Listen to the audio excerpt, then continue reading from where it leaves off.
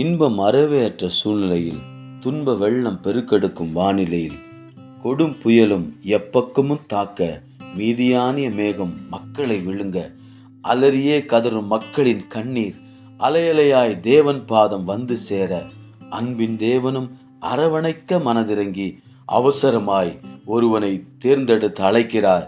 அரசனும் வீரனும் அல்லவே, அரசியல் பின்புலமும் இல்லையே, அத்தனை கோத்திரத்திலும் சிறிதான மனாசேயிலே அற்பரும் மதிக்காத சிறிய பலவீனன் நானே என கூற, வான தூதரோ வல்லவன் என அழைக்க, வாய்ப்பேச அவகாசம் எடுத்து வருத்தமும் பெருமூச்சும் கலந்தவனாய் வலிமையற்ற குரலில் நான் யார், நான் யார் என வேதனையோடு வினவ, கர்த்தர் உன்னுடன் இருப்பதால் நீ வல்லவன், கர்த்தர் உன்னை தெரிந்தெடுத்ததினால் உன்னால் முடியும், கர்த்தர் உனக்கு உதவி செய்ததினால் நீ இரட்சிப்பாய், கர்த்தர் உன்னை கொண்டு திட்டமிட்டதை செய்து முடிப்பாய்.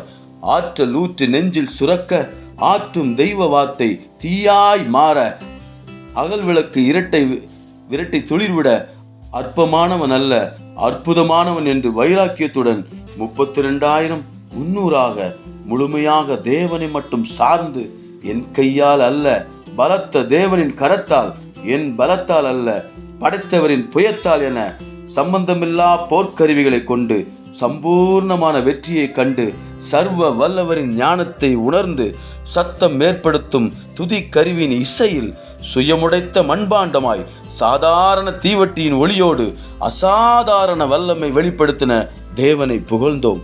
பலவீனன் அல்ல நான் பலவான்தான், பகைஞன் ஓடினான் என்மேல் உள்ள பயத்தால் அல்ல, என் மூலம் வெளிப்பட்ட தேவ பலத்தால்.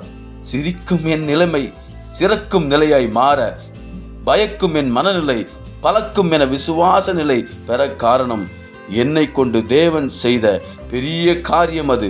பலவீனனை வல்லவனாக்கி, பயந்தவனை பராக்கிரமசாலியாக்கி, சிறியவனை பெரியவனாக்கி, சிறுமையை மேன்மையாக்கி, இதற்குரிய பெருமையெல்லாம் தமக்கே வந்து சேர கர்த்தர் செய்கிறார் அதிசயம். பெரிதான பயமும் சிறிதாகும், சிறிதான மனமும் சிறப்பாகும். சிறப்பான காரியங்களை உன் வாழ்க்கையில் சாத்தியப்படுத்தும் கர்த்தர் உன்னோடு இருந்தால், அந்த கர்த்தரின் வழிகளில் நீ நடந்தால்.